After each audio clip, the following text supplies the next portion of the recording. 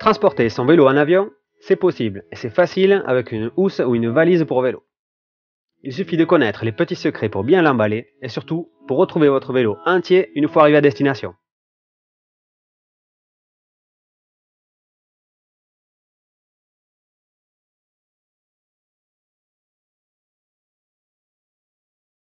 Avant de prendre l'avion avec un vélo, il est important de vérifier plusieurs points auprès de votre compagnie aérienne, notamment les conditions d'emballage pour un vélo, les frais supplémentaires, le poids maximum autorisé et les manipulations à faire sur un vélo. Les pédales démontées, le guidon tourné ou démonté, les pneus dégonflés, etc. On y revient un peu plus tard. Généralement, les compagnies aériennes acceptent les vélos et les gros volumes en avion. Le bagage est considéré comme un équipement sportif tout simplement. Attention, certains pays comme l'Australie exigent par contre que le vélo soit propre et surtout sans terre pour des raisons sanitaires. À au chiffon pour astiquer un minimum votre vélo.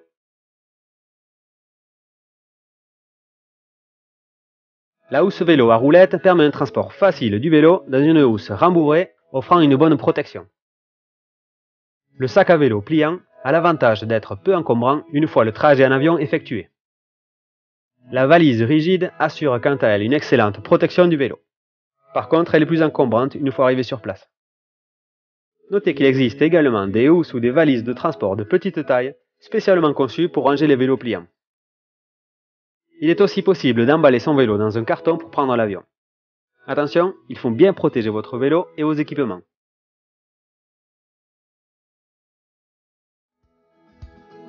Voyons ici comment emballer son vélo pour prendre l'avion avec une housse rembourrée à roulettes. Elle permet de transporter tout type de vélo, du VTT au vélo de route en passant par le vélo de randonnée. Commencez par démonter les pédales avec une clé à pédale ou une clé Allen. Attention au sens, la pédale droite a un filetage classique, elle se dessert dans le sens inverse des aiguilles d'une montre, alors que la pédale gauche se dessert dans le sens des aiguilles d'une montre.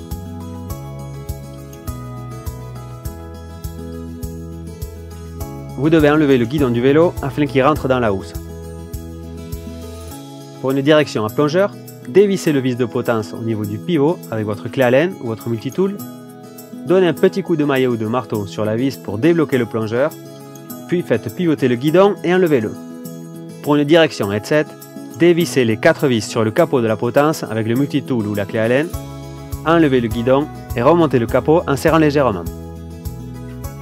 N'oubliez pas de fixer le guidon au cadre pour éviter qu'il ne se balade lors du trajet.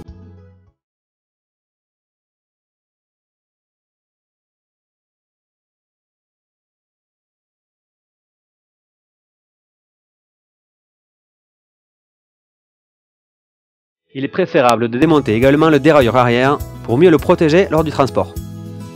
En effet, une fois les roues démontées, ce composant est très exposé au choc. Il suffit simplement de dévisser la vis de fixation au niveau de la patte dérailleur avec votre multitool.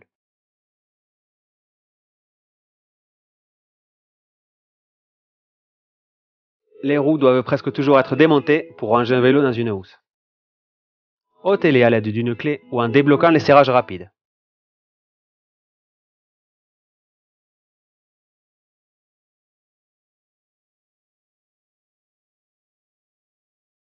Une fois la roue arrière démontée, fixez le dérailleur arrière pour éviter qu'il ne se balade.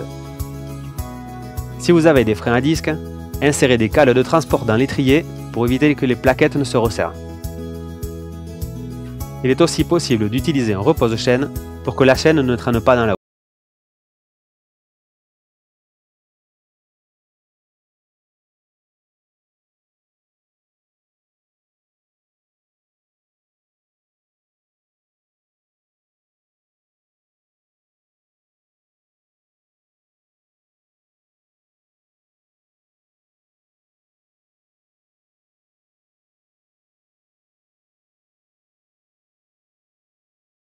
Le transport.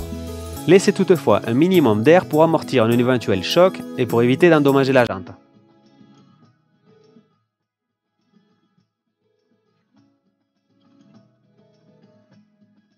Des housses fournies avec ce sac pour vélo permettent de ranger et de protéger les roues.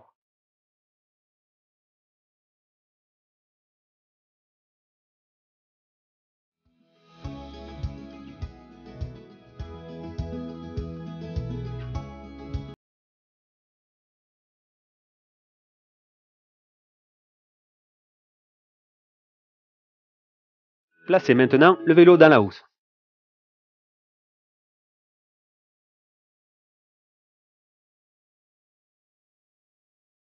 Ici, on retrouve des fixations pour la fourche avec un système de blocage rapide pour un bon maintien du vélo.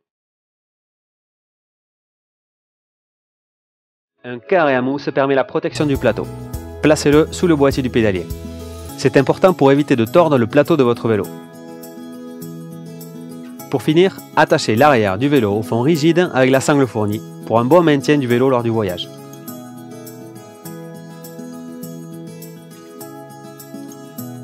Il peut être nécessaire de baisser la selle pour éviter qu'elle ne dépasse, mais aussi pour limiter les risques de choc. Vous pouvez également l'enlever si vous préférez.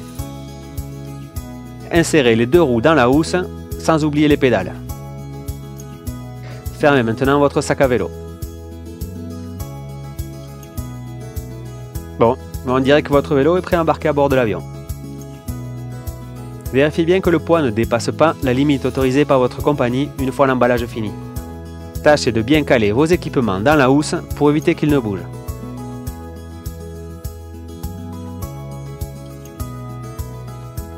Si vous utilisez une housse fine, protégez les éléments de votre vélo, c'est-à-dire le dérailleur, la selle, les leviers, mais aussi les tubes principaux du cadre, sans oublier les pattes de cadre et de fourche.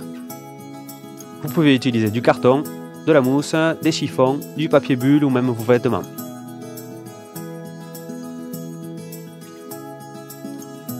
Une fois arrivé à destination, il ne vous reste plus qu'à déballer et remonter votre vélo. Souvenez-vous que le vélo arrive dans la section des bagages spéciaux. C'est un détail bon à savoir pour ne pas tourner des heures dans le hall à chercher son bagage. Ça arrive fréquemment. Un conseil pour le remontage, prévoyez un multitool pour voyager avec l'outillage essentiel sans vous encombrer, une mini-pompe vu qu'il faudra regonfler vos pneus, la clé adéquate pour des pédales ou les roues et un chiffon pour essuyer vos mains en cas de salissure.